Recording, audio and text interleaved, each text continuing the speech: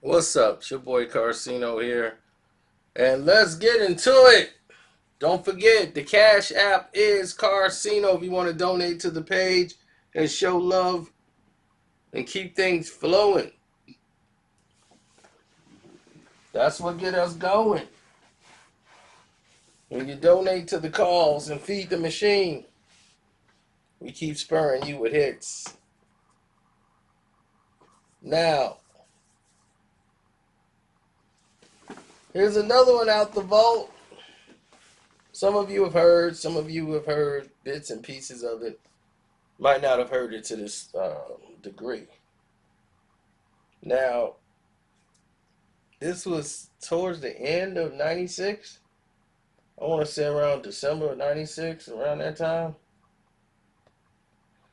And Jermaine Dupri, they working on Usher's, this is supposed to be the album to really bust him out.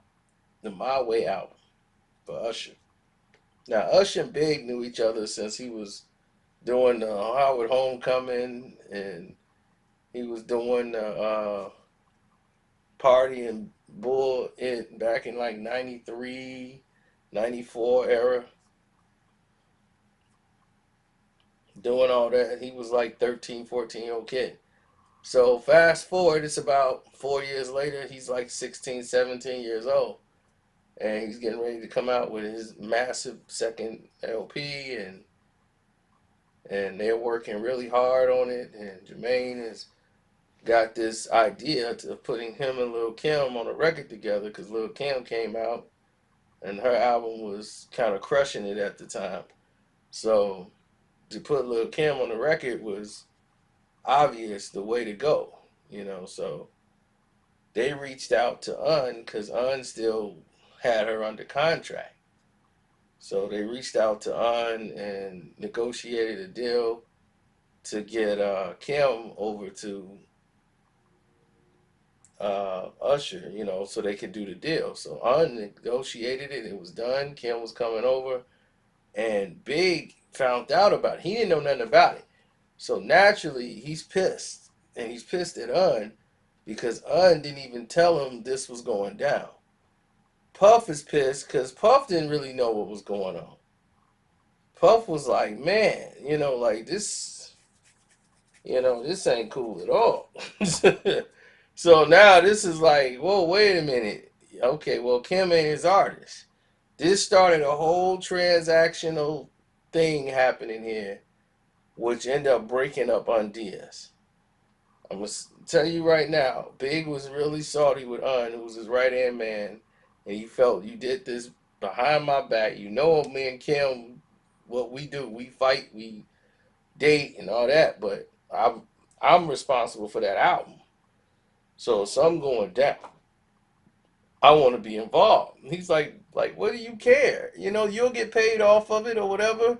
She's just going to put the rhyme down on. Nah, Big don't want to see that.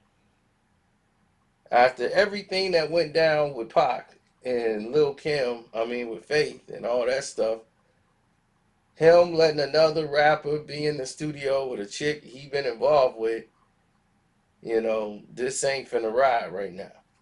And these two was like on the outs right now. She was mad because Big was trying to get with one of her girls before and all this stuff, and it was, I don't know, it's just a mess at that time. But anyway, they were into it.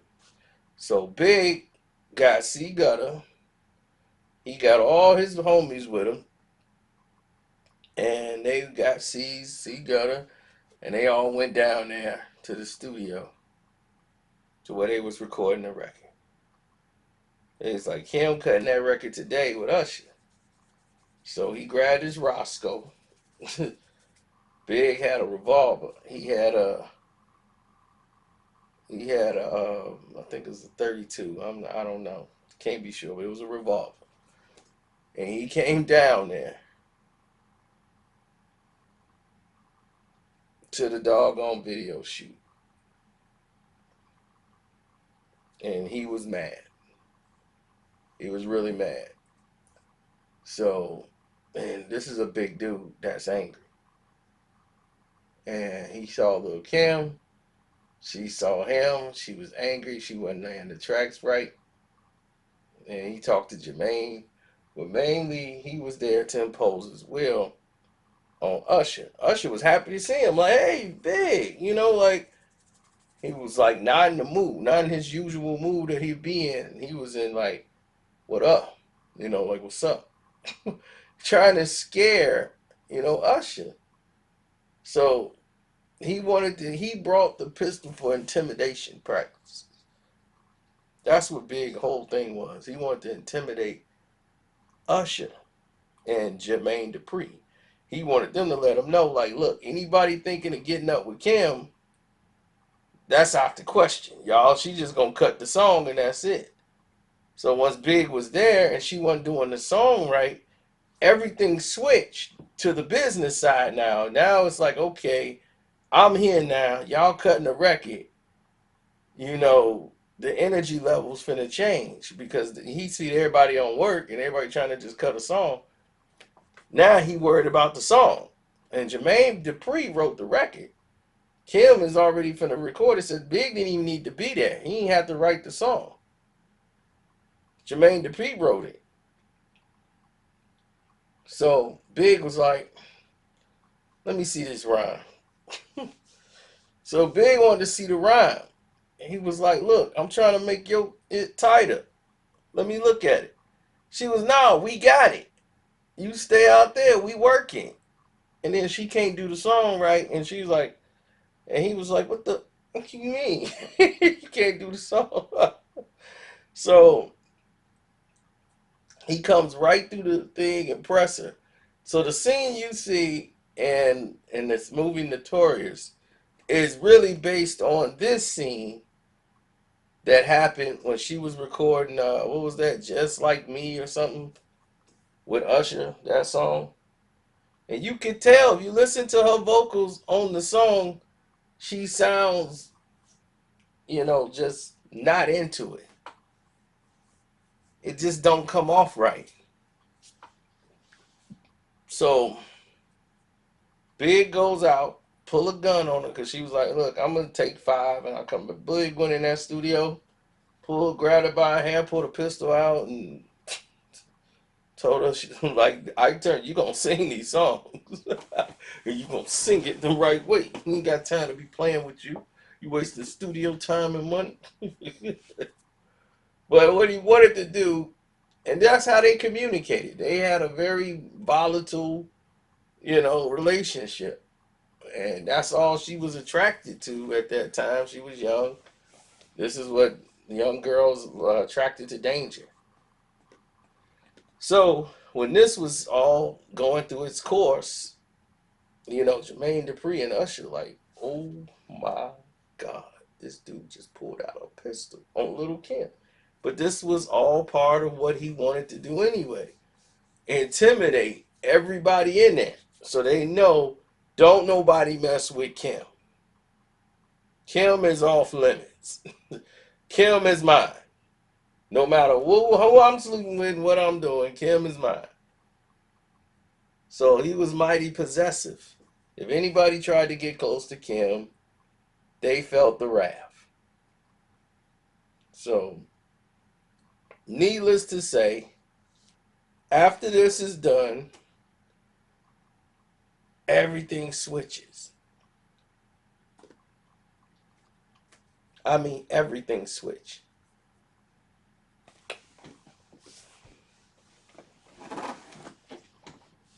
The whole nine switch. The room is like, whoa, what just happened? So Kim's upset. She goes and lays her vocal down. They punched the song. They was like, nah, we could just punch you in right here. Punch the rest of the song. And was like, that's it. We done. We got it. And JD didn't even want to do no more takes. He realized this ain't really great. But we got enough takes. So, yeah, that's a wrap. They didn't want to go through that process no more. That was it. Now this is how somebody's business get hurt, because while he's moving on in other relationships, he's still being possessive over her. Now this goes back to the Un situation, because now him and Un are at odds over this situation, and Big ended up selling Un Diaz and his shares over to Puffy. They had basically dissolved the company at this point, and Little Kim ended up being Little Kim and Little C's. They both went over to Puffy. He signed the whole thing over to Bad Boy for like $1 million. So that was that.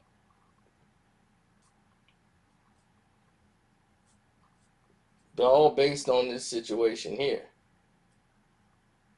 And Un was pretty much out the box. He was still like part manager, and because she trusts Un, she know Un, so he was still around. But as far as him being partners with Big, that was over. Then he ended up getting his own Sony deal for like 60 million. He came out with Undiaz, I mean Undertainment, and Cameron was gonna be his first artist. And then all of that went to crap once the Jay-Z situation hit. So different time, different era. But yeah, crazy as it sounds, Big was gonna pull out pull out the Roscoe on Usher there. 16, 17 years old, man. That's crazy. That hit him up, had that boy mind mixed up. He was serious. Man, Big got plenty of jealousy stories.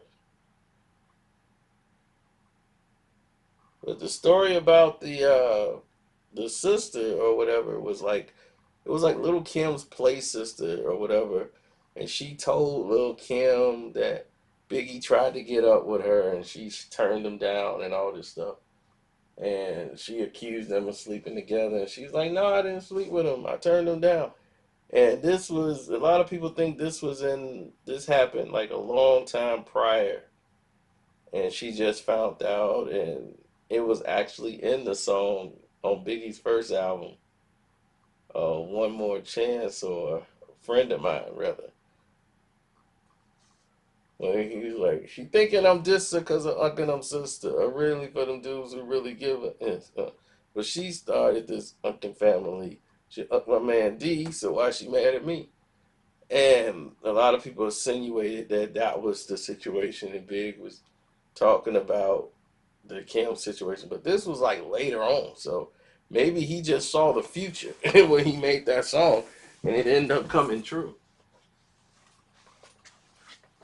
So that's just that, folks. It's hip hop in the '90s, so most of you probably weren't alive, or if you were, you were babies and don't remember how crazy it was in the '90s.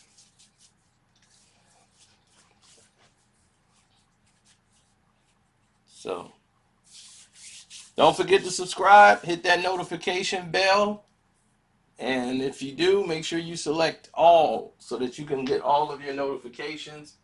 And also, don't forget that you can hit the Streamlab up and donate to the Streamlab by clicking the link in the description box. Or if you like Cash App, you could do that. My Streamlab is connected to PayPal, so it's going through the PayPal. So if you have PayPal, it works for you. And you can leave me a longer message on Streamlab. Cash App, you can't. So it's all up to you. The choice is yours. So with that being said, my Patreons, don't forget we got the Suge Knight. What really happened with Suge and Puffy, and the conversation they had and what Suge told him.